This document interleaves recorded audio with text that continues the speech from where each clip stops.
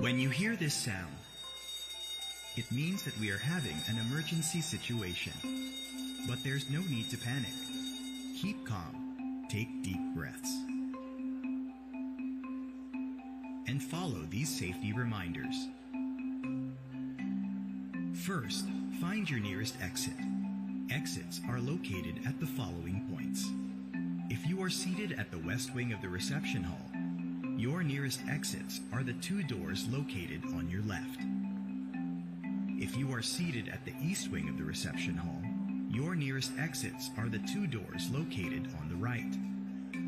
If you're on the second floor or the mezzanine of the reception hall, you may exit by going down the stairs leading to the ground floor or through the exit doors leading towards the lobby.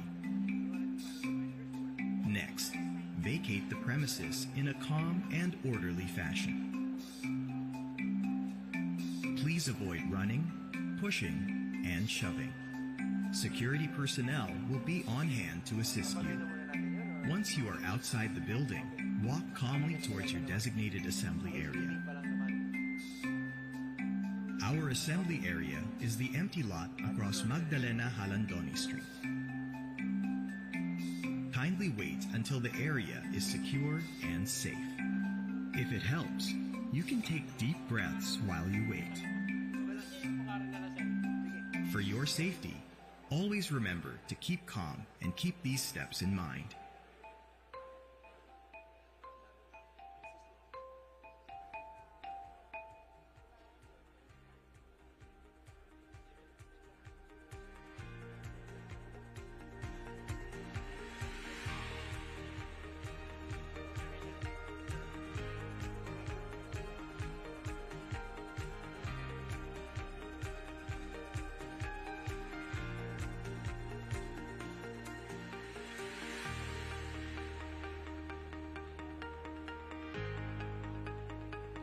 Good afternoon, ladies and gentlemen. Final reminders, please.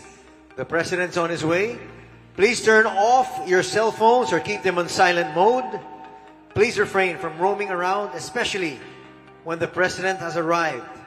Please observe no flash photography.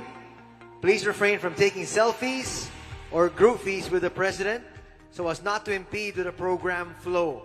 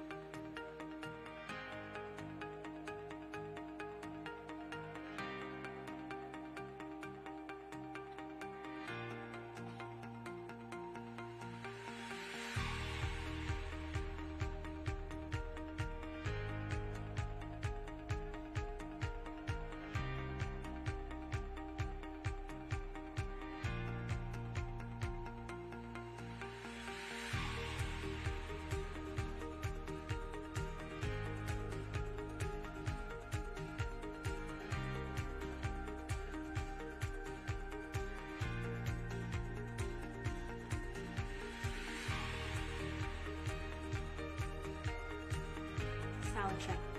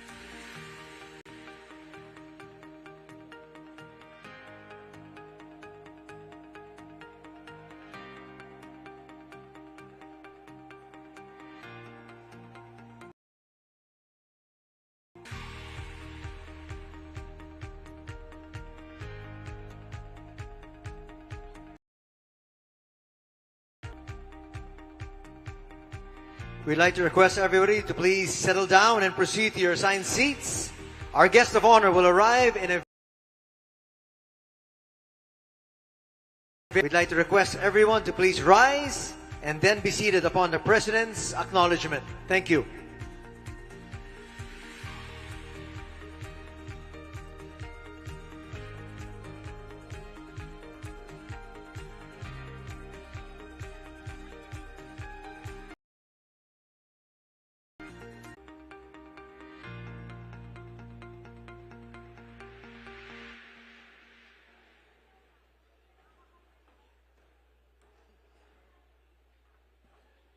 Sound check, sound check.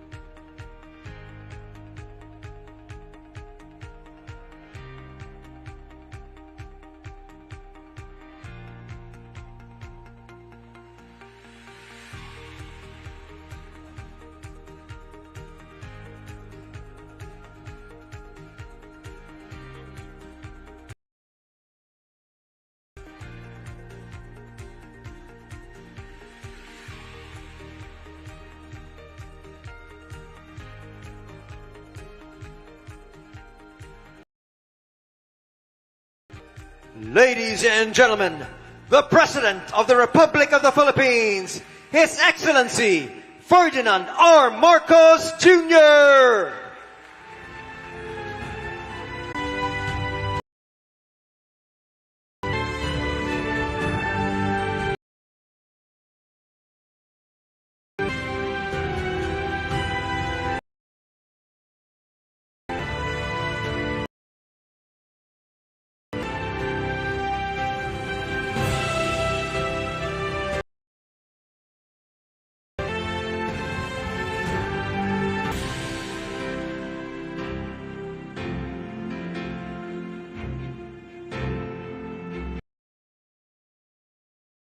We may now be seated. Good afternoon and welcome the Philippine delegation to the 32nd edition of the Southeast Asian Games. To begin our program, we'd like to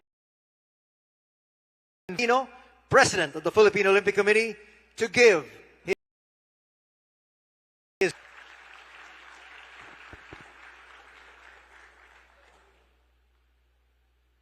To my dear fellow sports leaders,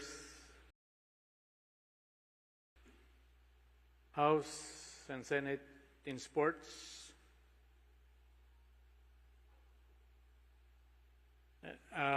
Philippine, headed by our Chairman Bacmo, and of course, our na naging atleta po siya as a swimmer, ball player. Baka hindi niyo po alam.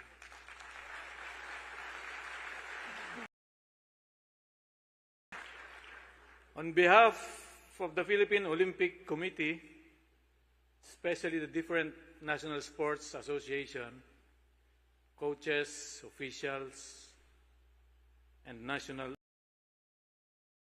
Mr. President, this is our delegates who will represent in this 32nd SEA Games in Cambodia. We are all grateful in this send-off ceremony. We know it's a big challenge for us. For last Vietnam SEA Games, we landed 4th with 52 golds, 70 silvers, and 105 bronzes. We will do our best to maintain our position, even though Cambodia, as a host, first-timer host, will try to notch the top place.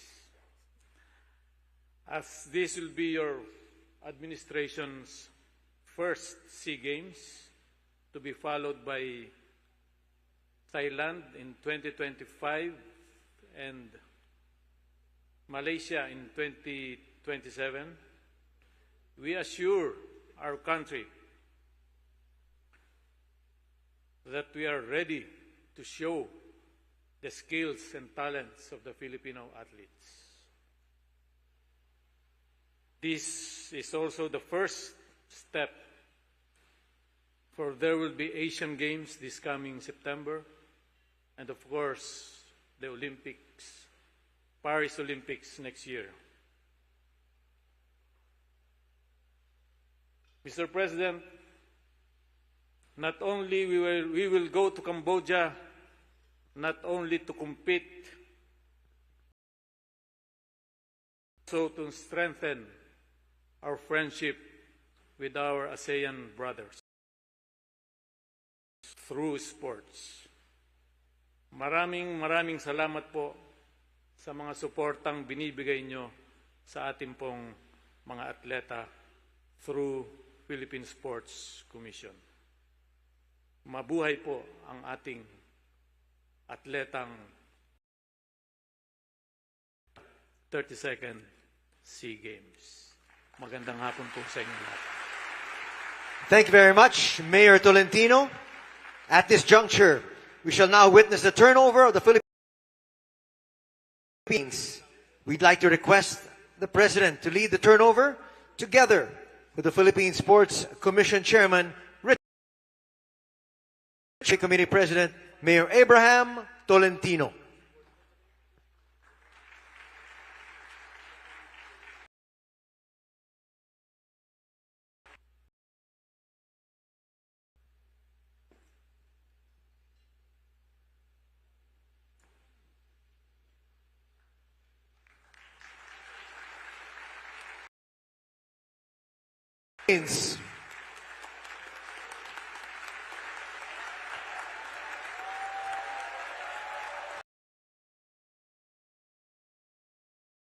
And we send them from the President and everybody here. Thank you very much, Mr. President. Richard Bachman of the Philippine Sports Commission to introduce our guest of honor.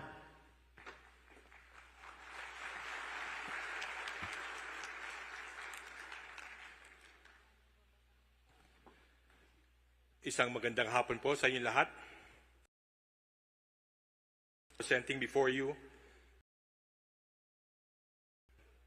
a true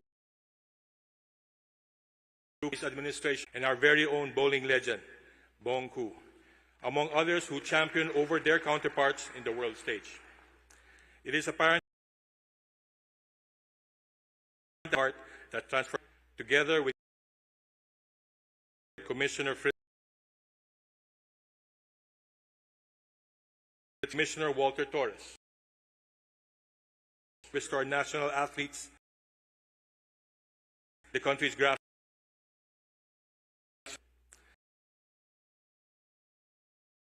together to the teams, officials, and national sports associations to ensure we meet their needs, resolve their issues, and show and provide sincere care for the Filipino athlete.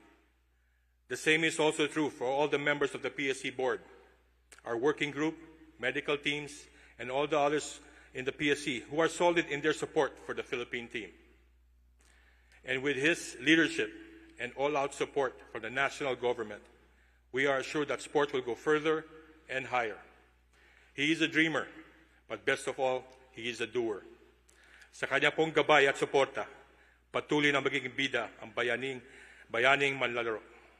Ladies and gentlemen, it is my pleasure to introduce to you today the President of the Republic of the Philippines, President Ferdinand Bongbong Marcos Jr.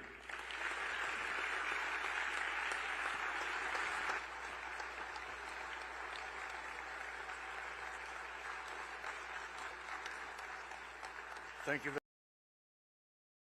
much, Philippine Sports Commission Chairman, Chairman Richard Bachman, for your kind introduction.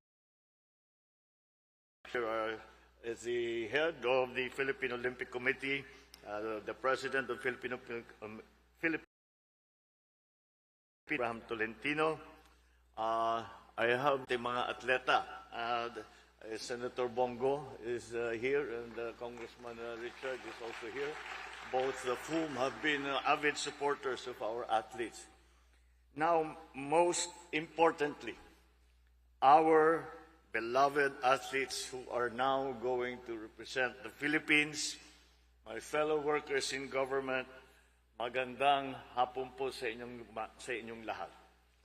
It is with great pride and a good deal of pleasure that I welcome all our distinguished athletes, trainers, coaches, the rest of the Philippine delegation as you prepare to compete, to aim for the wins in the forthcoming 32nd Southeast Asian Games or the SEA Games. One of the greatest pleasures I have found being the leader is to be able to give honor and to recognize, hopefully to inspire, and to provide support to our athletes who are in fact our ambassadors in sport and play a very, very important part beyond just their participation in such important sporting events. I have found that I think everybody here will agree that sport is one of the very few activities iilan lang talaga ang pwede nating sabihin na ating ginagawa na walang downside. The only downside to sport is sometimes you get injured. Yun lang. Everything else is good for you. It's good for your discipline. It's good for your health. It's good for your camaraderie. It's good for your to mature young people.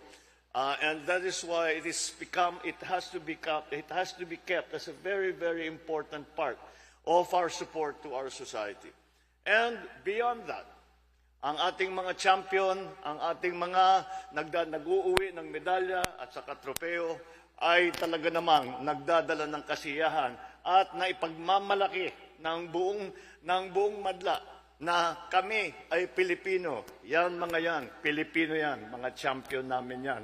At yan ang siguro ang pinakamahalaga na nagdadala kayo ng dangal sa Pilipinas. Tignan na lang ninyo, lahat ng mga champion natin that have gone out onto the international stage, that have made a name for themselves, and all they have done is bring glory to the Philippines.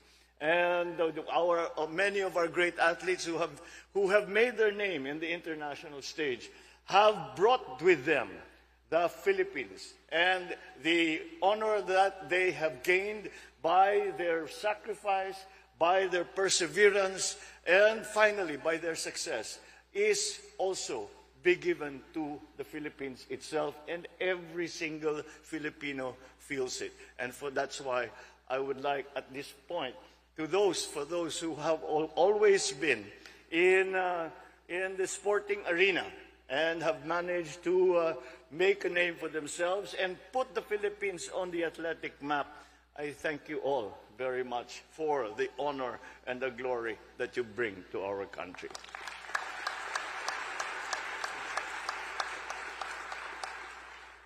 Ngayon papunta kayo at sa susunod na SEA Games, and we can see that everyone seems to be ready. I've been watching some of the reports about the different sports. At lahat naman tayo ay sumusubok na gawin, lalong-lalo na tayo palabas sa pandemya. Mahirap mag-ensayo pagka naka-lockdown. Pero pinagpilitan pa rin ng ating mga atleta, kaya naman hanggang ngayon ay nanalo pa. At ngayon, hindi naman yung mga iba ngayon na pupunta sa Cambodia ay hindi pa nag-champion. Magiging champion pa lang. Kaya yun ang ating kayo ang nasa the hopes and the dreams and the aspirations of our countrymen for the Philippines ride with you. Alam naman ninyo, kahit nandun kayo sa Phnom Penh, kahit nasa Cambodia kayo, ay maririnig nyo, basta makinig kayo ng mabuti, maririnig nyo yung sigaw namin to encourage you. Kung pwede lang talaga, kayo na yung kakargahin namin para manalo kayo dun sa sport ninyo. Kaya ganun ang yan ninyo, you have 107 million nakakampi na walang ginawa kundi magdasal na maging successful sa inyo. Walang ginawa kundi isipin kung paano kayong panalunin, kung paano kayong tulungan, kung paano kayong palakasin. And that is the tradition that you have brought, that sportsmen have brought to the Philippines by making their name abroad. And again, it is for me an extreme pleasure, and for me to see all of you. I know all of you athletes, not only the athletes, but the trainers, the coaches, lahat ng support na dinadala para magkaroon tayo ng mga champion na atleta, ay alam ko lahat kayo ay pinaghihirapan ninyo ang training ninyo, ang training ng mga atleta, ang pag-aalaga sa kanila. At siguro naman, ay mabibigyan naman tayo ng sukli ng kaunting medalya at kaunting tropeo. At siguro baka malampasan natin ang ating mga naging record sa nakaraan, at yun naman talaga ang ating inaasahan. So once again, it is my great pleasure to be able to be with you. Just very quickly, pinilit ko makapunta rito. Fencing pa ako, hindi ako nag-champion. Kaya gusto ko makilala yung champion, kung ano ba yung pakiramdam na yan. But I think it is all to the good. And once again, if this administration, this government, can do anything more to support our athletes, to support sports in our country, to support the Philippine Sports Commission, the Philippine Olympic Commission, who I understand are still squatting in the environs of the CCP. Kailangan natin siguro, mahirap naman, ang dami nating pinapagawa sa inyo na wala kayo man lang na sarili ninyong opisina.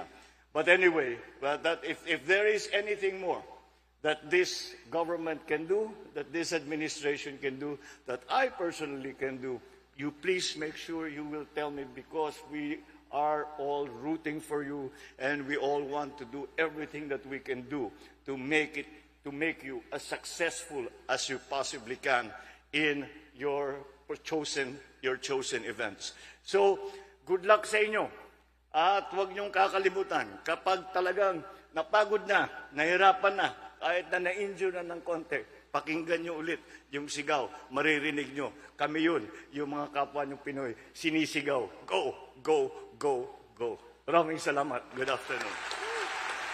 Thank you very much, Mr. President. Now we'd like to request the President to kindly grant a group photo opportunity or a groupie with our audience. So at this point, may we request the President and the stage party to proceed downstage. Now we'd like to request the athletes to please proceed to their respective areas. A while ago during the rehearsal,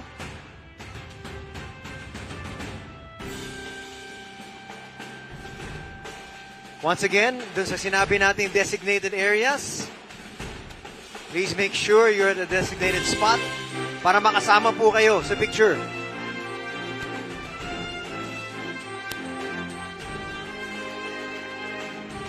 Again, we need you to squeeze in yung binigay po natin mga parameters. Hindi po kayo makikita dyan.